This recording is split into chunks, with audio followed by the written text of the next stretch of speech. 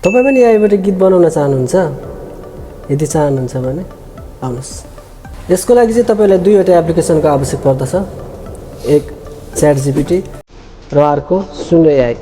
यो चाहिँ play store र एप स्टोरमा सजिलै पाउन सकिन्छ। यसको लागि चाहिँ तपाईहरुलाई लिरिक्सको आवश्यक पर्दछ। लिरिक्स यसरी नै लेख्नुस्। अनि तपाईलाई लिरिक्समा चाहिँ के राख्ने, के लेख्ने भनेर लेख्न आउँदैन भनेदेखि चाहिँ तपाईले यही ChatGPT मा मलाई एउटा नेपाली गीत लेखेर दिऊ भन्यो भने नि उसले लेखेर नि पठाइदिन्छ है। अब गीतका शब्दहरू त रेडी नै भइहाले। अब त्यसमा कस्तो सङ्गीत बनाउने, गीतलाई कस्तो बनाउने भन्ने त्यसको लागि चाहिँ प्रम्प्ट लेख्नुपर्ने हुन्छ, कस्तो स्टाइलको गीत बनाउनु भनेर। त्यसको लागि चाहिँ तपाईले यसरी ChatGPT-मा भन्न सक्नुहुन्छ अनि उसले प्रम्प्ट पनि रेडी गरिदिन्छ।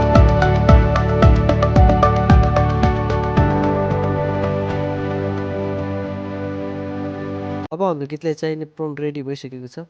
अब हामीले यसलाई कपी गर्नुपर्ने हुन्छ। अब हजुरले डाउनलोड गर्नुभएको सुनो AI त्यसलाई ओपन गर्नुहोस् र त्यहाँ एउटा तपाईले एउटा अकाउन्ट क्रिएट गर्नुपर्ने हुन्छ।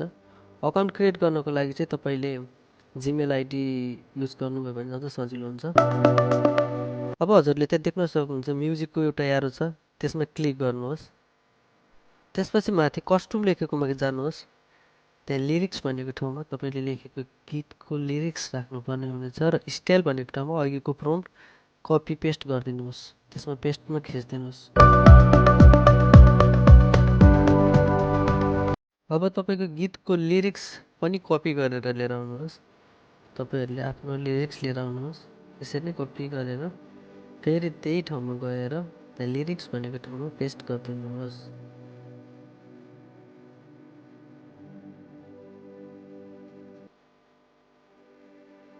अब हजुरलाई मनपर्ने कुनै टाइटल लेखिदिनुहोस्।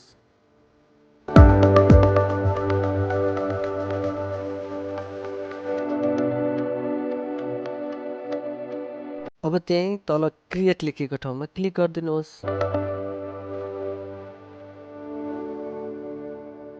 अब केही क्षणमै तपाईको गीत रेडी हुन्छ। धेरै टाइम लाग्दैन। यसले 15 देखि 20 सेकेन्ड भित्रमा रेडी गर्छ। मेरो गीत रेडी भइसकेको छ। अब सुनौ है त कस्तो गीत आउँछ, तपाई आफै प्रतिक्रिया दिनुहोला।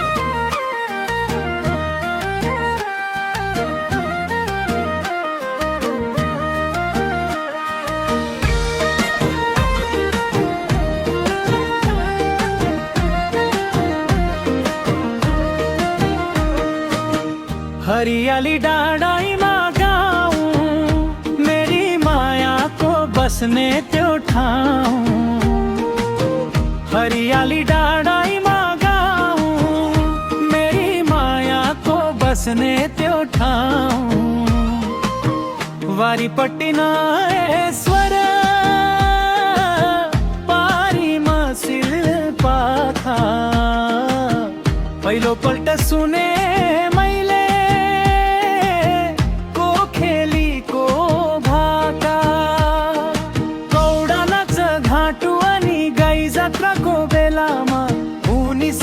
भेट भयो ढलेबरको मेलामा।